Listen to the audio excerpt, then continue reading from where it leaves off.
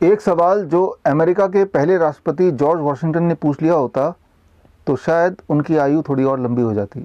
बात है 1799 14 दिसंबर की, जब अमेरिका के पहले राष्ट्रपति जॉर्ज वॉशिंगटन को बुखार हो गया, वो फ्लू से ग्रस्त हो गए।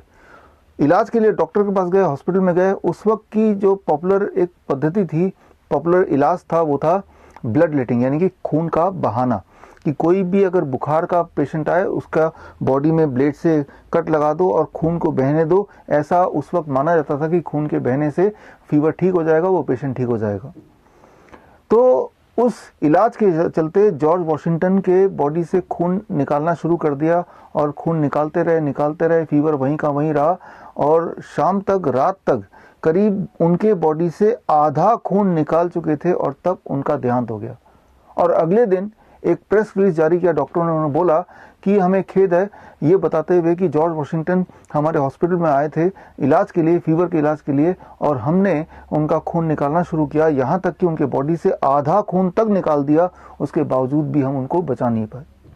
आज के एविडेंस को अगर ध्यान रखें तो हमें पता है कि प्रॉब्ली उनकी डेथ फीवर से नहीं हुई होगी, उनकी डेथ खून के बहाने से हुई होगी। आफ्टर ऑल खून का बहा के फीवर का इलाज करना यही पॉपुलर मेथड था, पॉपुलर इलाज था उस वक्त का। और उस वक्त एक साइंस जर्नलिस्ट थे जिनका नाम था विलियम कोबेट, जिन्होंने सारे सबूत, सारे एविडेंस इकट्ठे करके दुनिया को दिखाया, जॉर्ज वॉशिंगटन को भी बताया कि ये जो ब्लड लेटिंग वाला मेथड है फीवर को ठीक करने का, इस मेथड से डेथ ज्यादा हो रही है इन कंपैरिजन टू जो लोग कोई भी इलाज नहीं करा रहे। तो हुआ क्या, जॉर्ज वॉशिंगटन ने एविडेंस को इग्नोर किया। उन्होंने ये देखा कि पॉपुलर मेथड कौन सा है, रादर देन सीइंग कि एविडेंस बेस्ड मेथड क्या है। और वो डॉक्टर्स जिनका दाना पानी इस तरह के इलाज से ही चलता था, उन लोगों ने मिलके विलियम कोबेट के ऊपर केस कर दिया।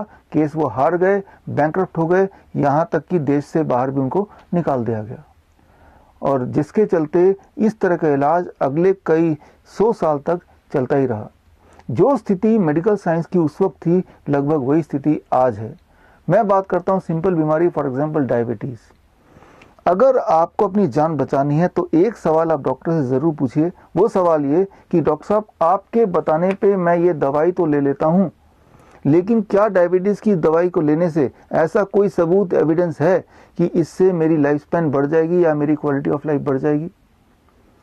शॉकिंगली ऐसा कोई एविडेंस नहीं जिससे साबित होता हो कि डायबिटीज की किसी भी दवाई के लेने से आपकी लाइफ स्पैन बढ़ जाएगी या क्वालिटी ऑफ लाइफ बढ़ जाएगी। बल्कि इसके ठीक विपरीत ऐसे एविडेंसेस हैं, चाहे वो एकॉर्ड ट्रायल की बात करें, वीएडीटी ट्रायल की बात करें, यूकेपीडीएस ट्रायल की बात करें, ये सारे ट्रायल्स कंक्लूसिवली यही बताते हैं कि ये सारी दवाइयां आपके लाइफ स्पैन को घटाती हैं, इवन आपकी क्वालिटी ऑफ लाइफ को घटाती है, इन कंपैरिजन टू आप कोई भी दवाई नहीं लेंगे तो।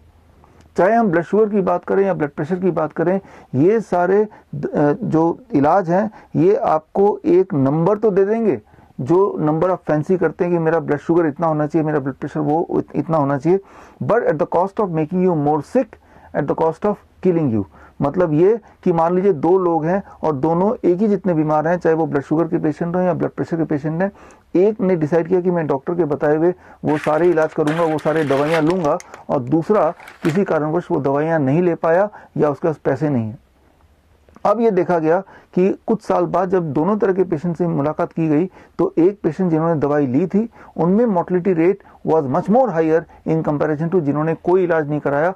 वो भी बीमार थे, लेकिन उसके कंपैरिजन में जिन्होंने दवाइयां ली, इलाज कराया, वो ज्यादा गंभीर तरह से बीमार थे। ये सारे एविडेंस अगर आपको पढ़ने हैं, देखना है, तो आप ये किताब पढ़ सकते हैं। ये किताब अगर आपको पढ़ना है तो स्क्रीन पे दिए हुए लिंक में जाके आप इस किताब को फ्री डाउनलोड कर सकते हैं। और जो चीज मैंने डायबिटीज के लिए बताया, हाइपरटेंशन के लिए बताया, यही चीजें आप एक्सटेंड कर सकते हैं इवन कैंसर में भी। कैंसर में भी इलाज से पहले पेशेंट को एक सवाल अपने डॉक्टर से पूछना चाहिए, डॉक्टर साहब आपके बताने पे मैं कीमोथेरेपी या सर्जरी या रेडिएशन तो करा रहा हूँ, लेकिन क्या इसके कराने से कोई ऐसा एविडेंस है, ऐसा सबूत है जिससे साबित होता हो कि इससे मेरी आयु ज्यादा हो सकती है या लाइफ स्पैन बढ़ सकती है या क्वालिटी ऑफ लाइफ बढ़ सकती है? शॉकिंगली इसका कोई एविडेंस नहीं है कि इस तरह के जो पॉपुलर इलाज है इससे आपकी लाइफ स्पैन या क्वालिटी ऑफ लाइफ बढ़ सकती है, जबकि इसका ठीक उल्टा कि इससे आपकी लाइफ स्पैन घट सकती है, क्वालिटी ऑफ लाइफ घट सकती है। ऐसे एविडेंस जरूर है। वो सारे एविडेंस अगर आपको चाहिए तो स्क्रीन पर दिए हुए लिंक में जाएं, आप खुद ही अपने आंखों से देख लें। तो एक सवाल आपके दिमाग में होगा, तो क्या करें हम जब बीमार पड़े? क्या हाथ में हाथ रख के बैठ जाएं? आपको हाथ में हाथ रख के नहीं बैठना है, आपको ये देखना है कि एविडेंस बेस्ड इलाज क्या है, एविडेंस बेस्ड ट्रीटमेंट क्या है। मैं आपको बता सकता हूं, चाहे वो लाइफस्टाइल डिजीज हो या इन्फेक्शियस डिजीज हो, यहां तक कि जेनेटिक डिसऑर्डर भी अगर है, तब भी नेचर के पास, कुदरत के पास ऐसे मेथड्स हैं जिस मेथड से आप अपना इलाज कर सकते हैं, जिससे आपकी लाइफ स्पैन बढ़ सकती है या क्वालिटी ऑफ लाइफ बढ़ सकती है।